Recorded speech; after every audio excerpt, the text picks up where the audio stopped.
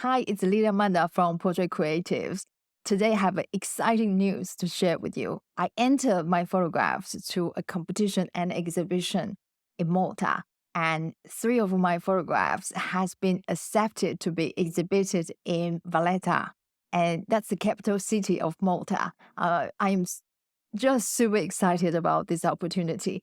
And 3 of my photographs actually will be exhibited next month in Palazzo della Salle. That's on Republic Street. I got excited not just because I got accepted and to be able to exhibit, but also because this is one of my favorite venue for exhibition. It's just a wonderful place for exhibition, and I just feel so honored to be able to exhibit my photographs over there. In this video, I want to quickly walk you through how I created these 3 photographs. If you want to learn more about how I created them step by step, go and check out my online course at portraitcreatives.com. I will share with you all the behind the scenes and everything in detail. Make sure if you want to create something like that, you are able to do it. And also the retouching and what are the techniques I used and what was the obstacle I encountered and how I solved them, I will share with you all in my online course. Let's get into today's video. I'm so excited to share with you these 3 photographs. This is the first one. The title is The God of Basil. This is super fun show. I actually recorded a podcast episode just for this photograph because there are so many things going on and it's just so much fun. It's rarely I have fun photo shoot, to be honest. Everything like doing self-portrait is super hard. There's so much work involved. I would say seeing the result is fun, but doing it is actually I would say it's hard work. But I do enjoy doing it. It's a creation. It's a part of the creation. It's a part of the work. And I think the energy infused into the working of the making, it makes the photograph so alive. And that's what I love about creating photographs. This model is my partner. He's the guy who built a lot of my lightings, my props, and he's helping me all sorts of things for photo shoots. And I convinced him to be the model because I just know that it had to be a male for this photograph. And it is inspired by Caravaggio's Bacchus, the god of wine. And that's the photograph. So you can see I try to emulate that sort of atmosphere into my photograph. And I want to talk to you about the setup. Like you can see all these ingredients, right? There are cheese and there are olives and basil, and this is pine nuts and garlic. With all these ingredients, you can create one famous Italian dish, pesto. Okay. This is the story about how I come up with this idea. One year we grow basil and you can see this one was growing really, really well, right? And I got inspired by the shape of the growth of this basil plant. It looked like some really fun hairstyle. And you can see like it's very similar to, I would say it's more similar to Bacchus. And when I was looking through some of the classic paintings and ideas, immediately I was very drawn to this look. And so I wanted to create something like this. And then when I saw the photo of basil, this basil plant, and then I just immediately got this inspiration. When we got it, it was a small plant and you just thrive and has this great shape. I immediately feel okay, I need to take a photo in case I will need it in the future. So then I got my camera out and I quickly set up. You can see that's just a white sheet as a background, so I can cut it out easy. And I just place it on a chair and clip it. You can see that's my hair clip on top. When I need to use it, it will be easier for me to cut out this plant, okay? So that's what I usually do. When I see something I feel I might use in the future, I will immediately take a photo. I might use a white sheet or a black background. It depends on the subject. And I will decide which one will be easier for me to do the post-production work. And this one was come out really well. It was like 2 years ago and I forgot all about it until one day I need to go back to find some tree photo for one of my projects. And then I found this photo and I immediately think, oh, okay, I should be able to do something about it. So I cut it out and place it in some of my photos just on top of my head.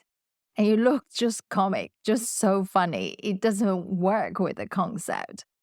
So then I use my partner's head and trying to composite on his head. I look like a hairstyle.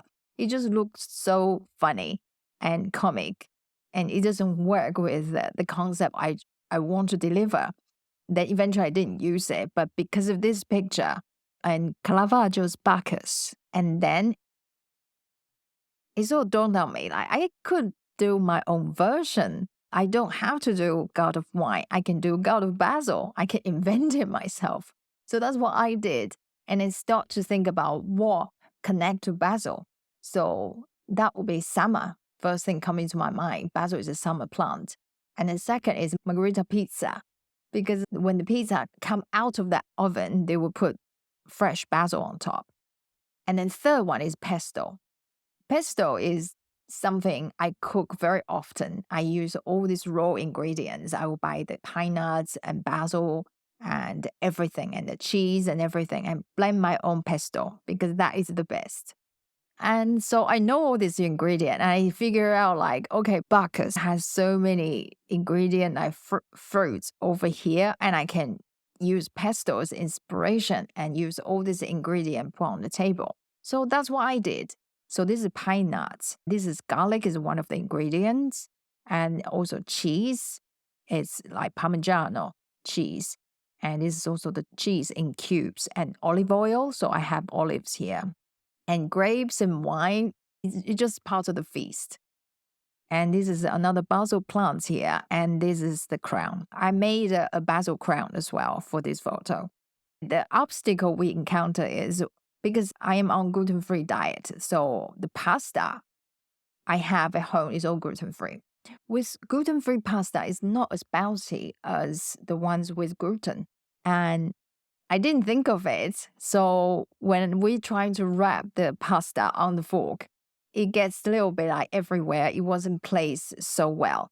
I couldn't do anything about it. I didn't have more pasta at that time. I cooked the pasta at home and I brought it to the studio. There's nothing I can do at that moment. I cooked the pasta the night before. So the next day it will be more stiff. So I can form like a towel shape you can see on the plate.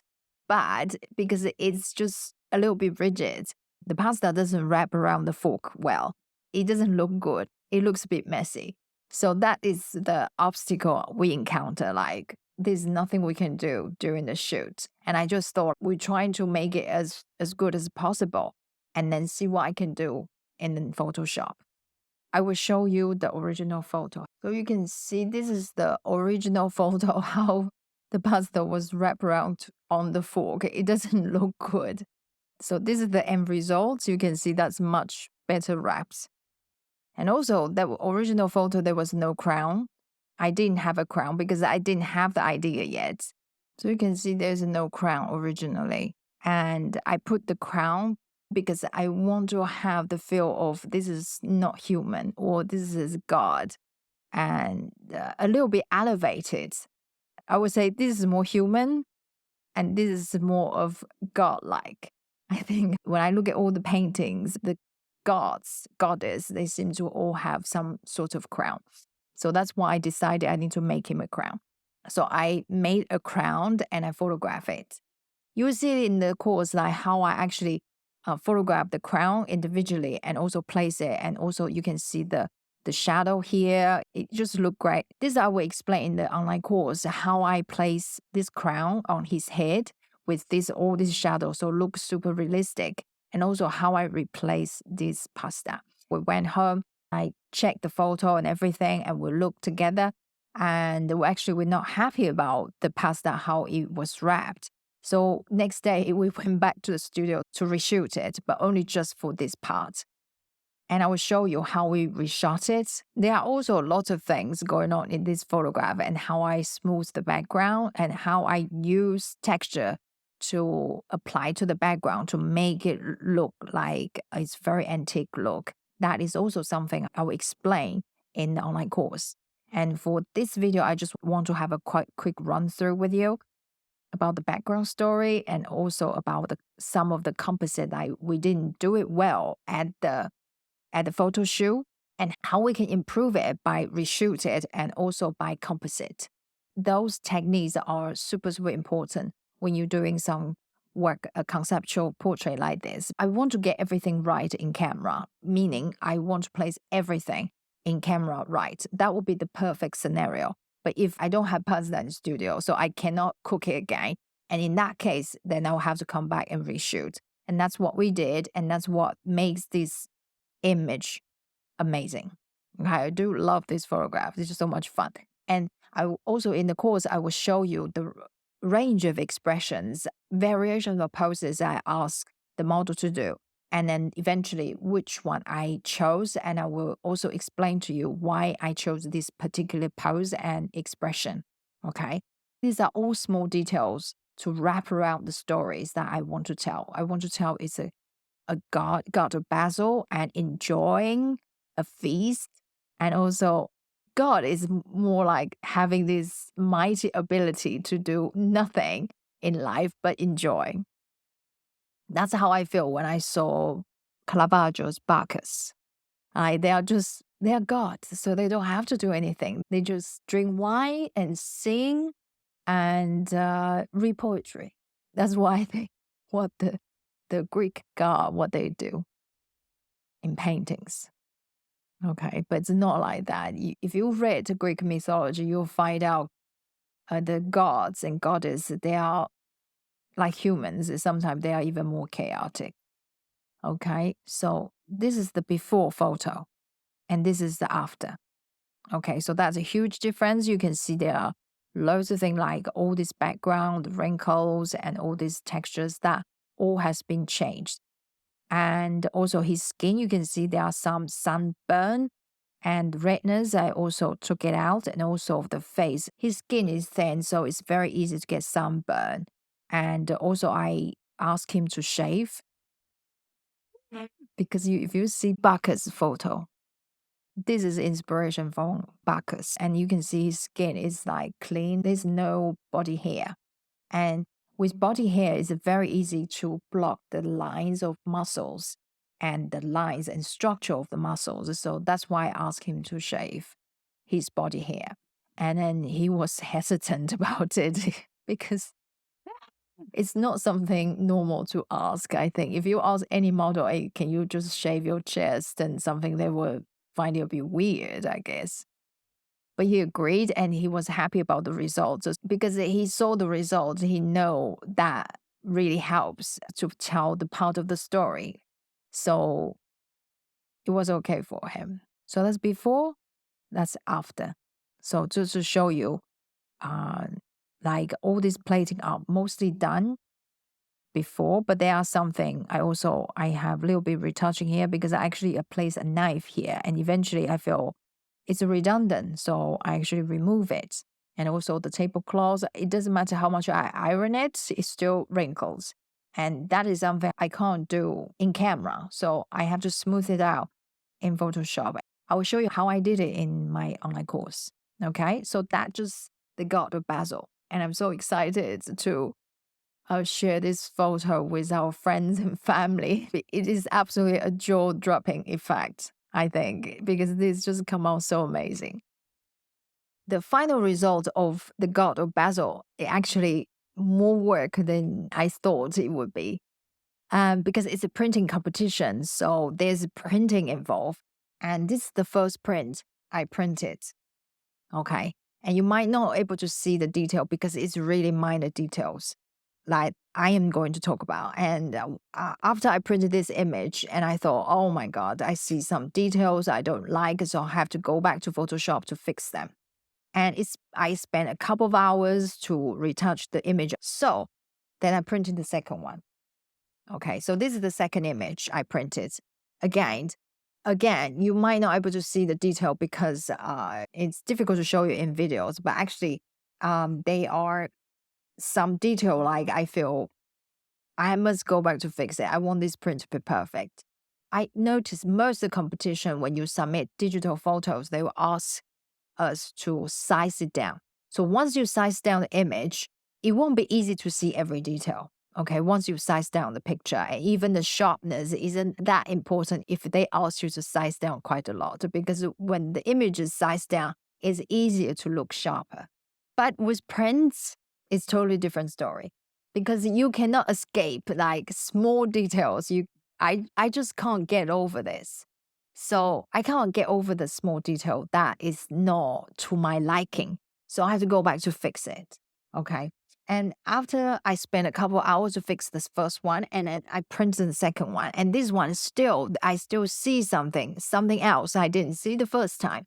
So I had to go back to retouch the image and to fix all these small details. Maybe it's the a chromatic aberration, it could be the skin, could be the background, and could be any of the object I feel it's not right. Just tiny little thing, I mean. But you don't see them in a digital image. You don't see it so well until you print them. And so in my online course, actually, I talk about how you retouch and fix problem according to the print. And this is super important. I don't think there are a lot of tutorials out there to teach how to correct or how to fix problems that you see in print.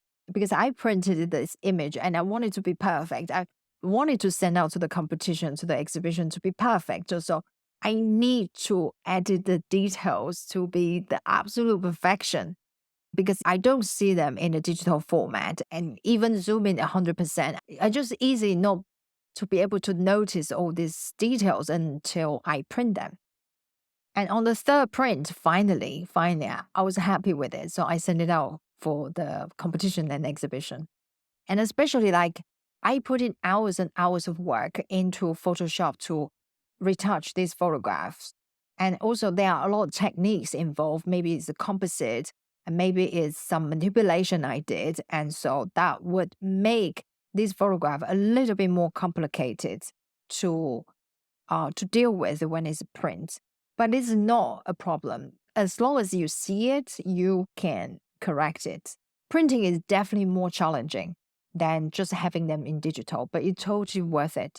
This is another game. Like when I start to have my printer, when I start to print my own image, it's a totally different ball game because it actually requires you to up your level and you have to be able to see the detail to be able to retouch it according to the print.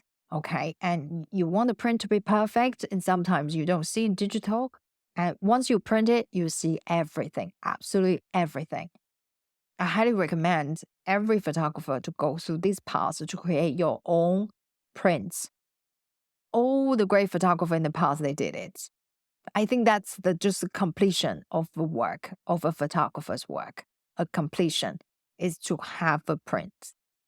I highly recommend any photographer to print out their work because ultimately this is something you can hold in hands and actually seeing all the detail, the beautiful details. And it's nothing can compare a print. And this is something I will frame and I will put on the wall. Just totally different game. If it's just digital, you live in a hard drive or your phone, time pass by and you might not remember them again. But with print, when you print them out and you make it a collection, then you can always go back to see them and hold them in your hands. And this is just amazing feeling to have. When I see them printed out and held it in my hands, it is just really just pride and joy. Yeah. So I highly recommend you to print your work. So this is the second photograph. It's called Autumn Collection No.1.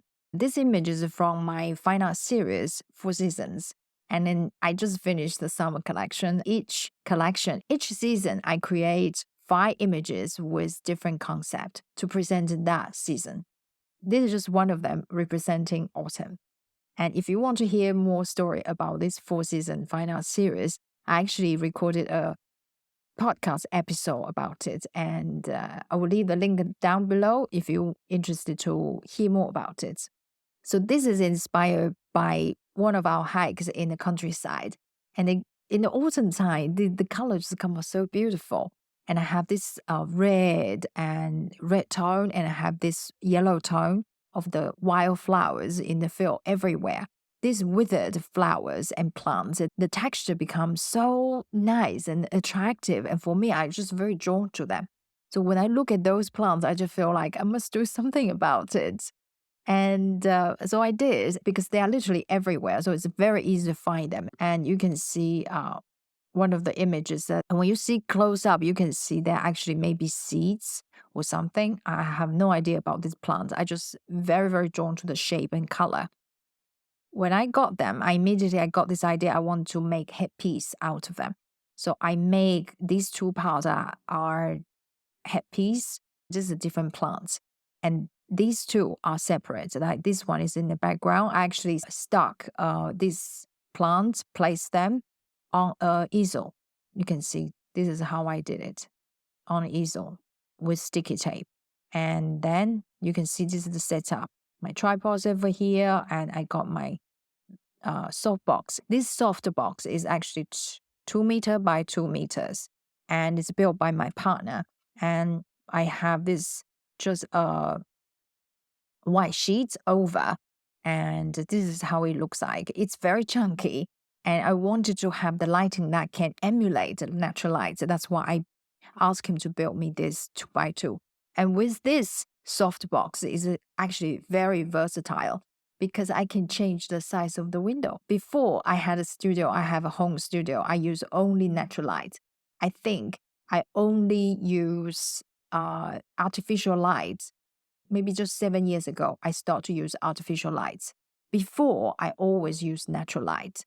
So when I got this studio, I can't get natural light easily. To be honest, it's not an easy setup for me to have a natural light. And also, it kind of restricts me from the hours I can shoot. I can't shoot in the evening, for example. So then I have to use a strobe.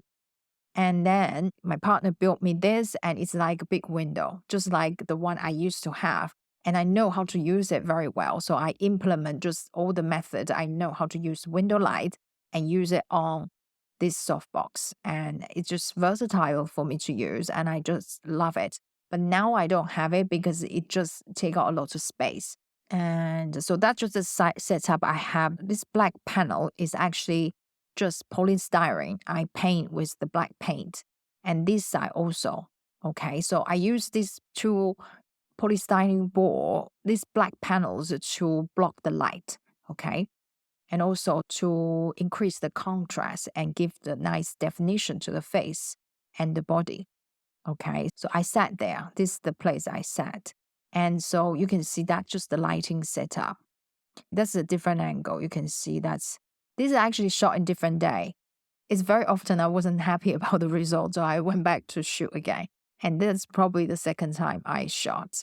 And I come up with this better idea of setup, and I removed the table, and this is the setup. It's pretty much the same thing, but just alteration to get the result I want.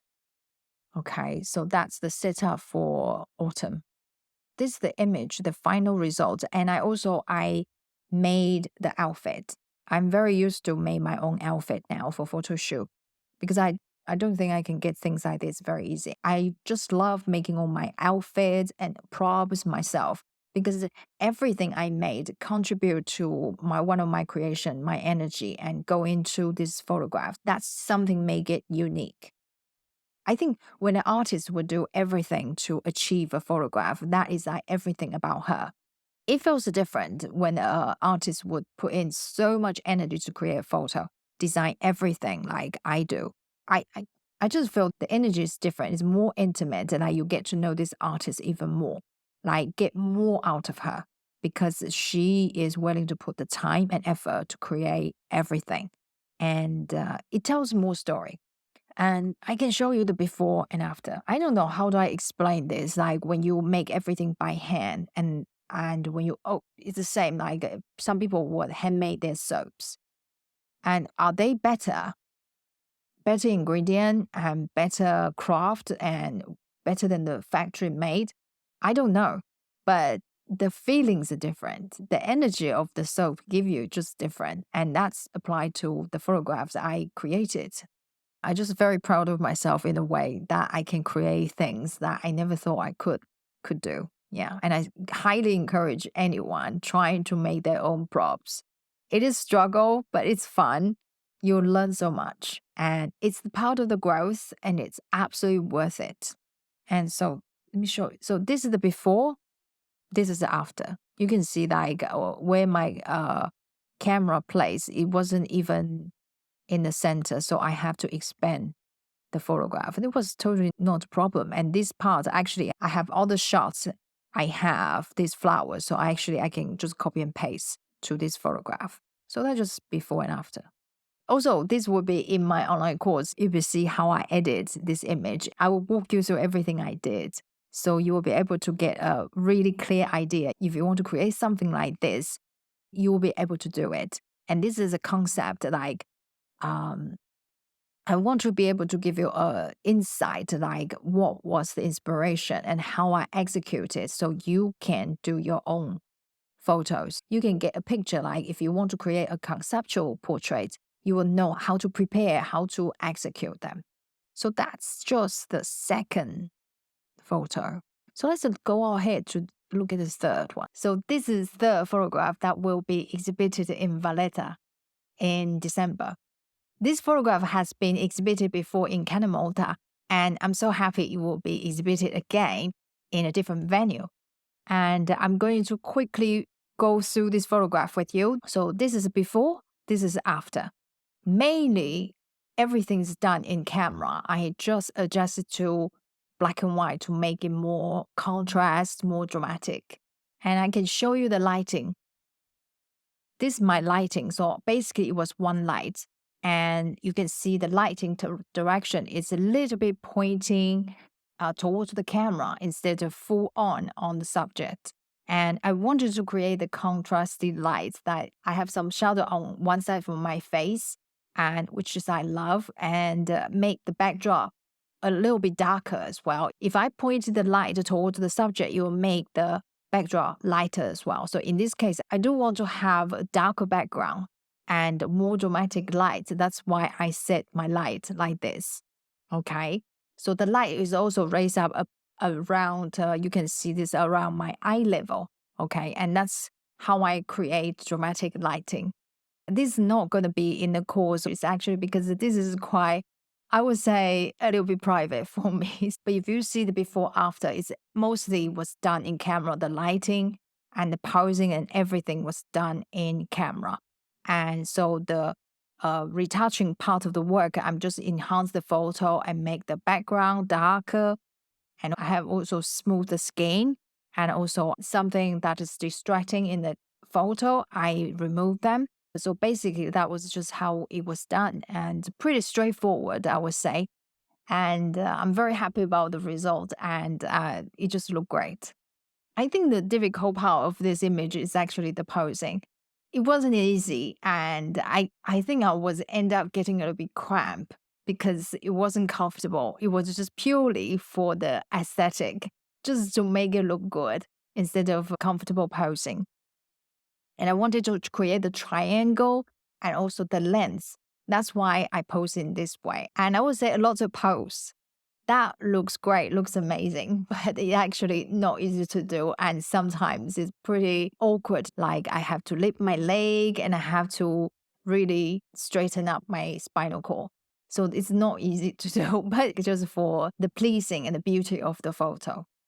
So these are the 3 photographs that will be exhibited in Valletta. The 2 images on my courses will actually guide you through step by step how I created those images.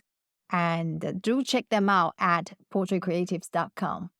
The exhibition is in December, and if you happen to come to Malta, go to see the exhibition. It's in Valletta, Palazzo della Sale.